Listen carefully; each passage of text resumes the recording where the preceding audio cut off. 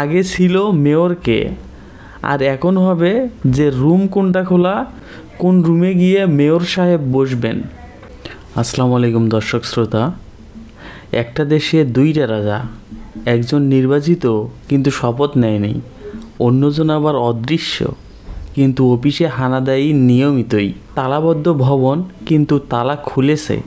এখন প্রশ্ন একটাই, কে চালাবে এই শহর? ভাইরে ভাই, ঢাকার বুকে এখন চলছে এক অন্যরকম অলিখিত স্মৃতিযুদ্ধ।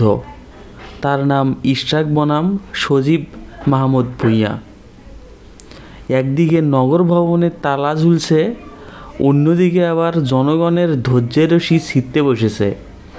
কিন্তু হঠাৎই একই ঘোষণা আসলো, সোমবার নাকি খুলতে যাচ্ছে নগর ভবনের তালা। কিন্তু ভাই সাবধান, সব কক্ষ আবার খুলবে না। প্রশাসক আর প্রকৌশলীদের রুম বন্ধই থাকবে, মানে একদিকে খুলছে অন্যদিকে আবার বন্ধ থাকছে, রশি দিয়ে টানা বাঁধা। এইটা কি একটা লুকোচুরি খেলা নাকি ফ্রিডমের নাটক? আপনারা জানেনই, 14ই মে নগর ভবনের অনেক অফিস শিকল মারা তালাবদ্ধ অবস্থায় পাওয়া গিয়েছে। এবং কারা করেছে হচ্ছে ঢাকাবাসীর ব্যানারে আন্দোলনকারীরা।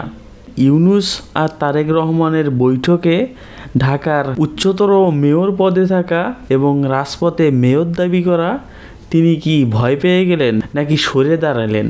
আর এই সোমবারে নগর ভবন খোলার সাথে সাথেই তিনি একটা রুম দখল করে ফেলবেন। কোন দিকে যাচ্ছে এই ঢাকা শহরের রাজনীতি? নাকি ইশরাক হোসেন একেবারেই চুপসে গেছেন তারেক রহমানের হুঙ্কারে? আমরা তো জানি দাবির কেন্দ্রে একজনই মানুষ, ইশরাক হোসেন।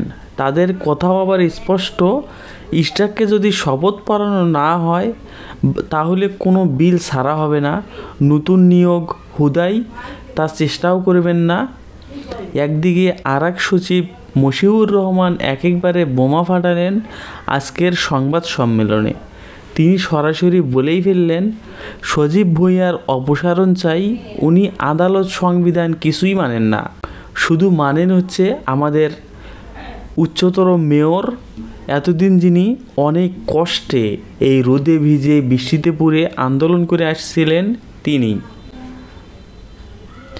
তালার রাজনীতি তো অনেক শুনেছেন, এখন এইটা নতুন ট্রেন্ডে চালু হইতে সময় লাগবে না।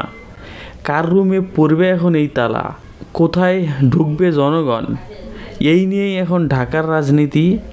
আর অফিসার কর্মচারীরা তারা বলতেছে যে ইশরাক ভাই ছাড়া আমরা হিলছি না, ঝুঁকবো না, ঝুঁকতে রাজিও না।